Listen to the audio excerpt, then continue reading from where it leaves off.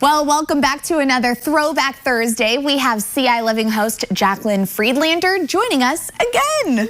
Yay! Welcome back. Thank you so much. I'm happy to be here. Well, Jaclyn, you have some sled racing pictures that you want to share with us. Let's talk about that. And tell us about, what that means for this week or this month. Yeah, so it is the beginning of the Iditarod, which is a dog sled race taking place in Alaska. And when I was a cruise director, I was in Alaska for 4 months on my most recent contract. So that is me in a musher's jacket, which is extraordinarily heavy. I became friends with Ryan Reddington, whose grandfather started the Iditarod to try and keep the tradition of dog sled racing as part of the history in Alaska and part of the Alaskan culture really.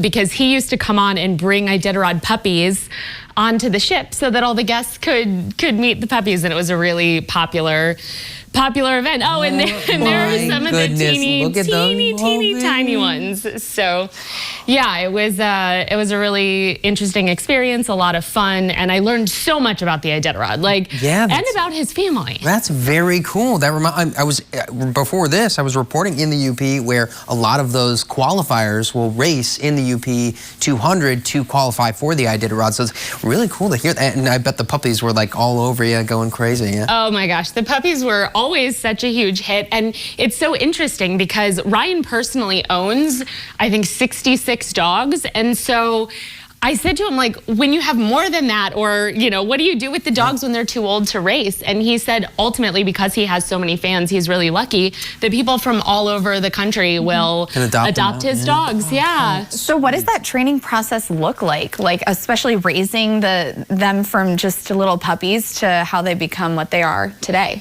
He says that you cannot get race dogs to not race. They just want to be running. So from the time they're puppies, they want to be running, but until they're old enough to actually be attached to the sleds and actually start. But he said he races his dogs for hours a day, and he can't keep them down. And they don't get tired?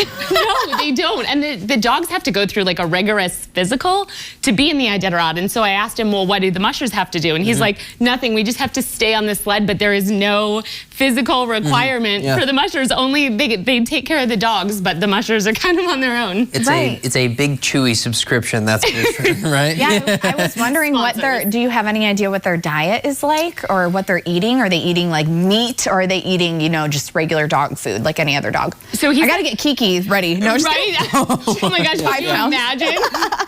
Well, they get steaks as a treat if they win, but ultimately he said he just gets them the highest quality, healthiest dog food. Okay. That is awesome. Good to know. I'm sure they live like really healthy, long lives because they're constantly working out. They're eating the best food. Right. Super athletic. Yeah. Wow. You hear that, Kiki?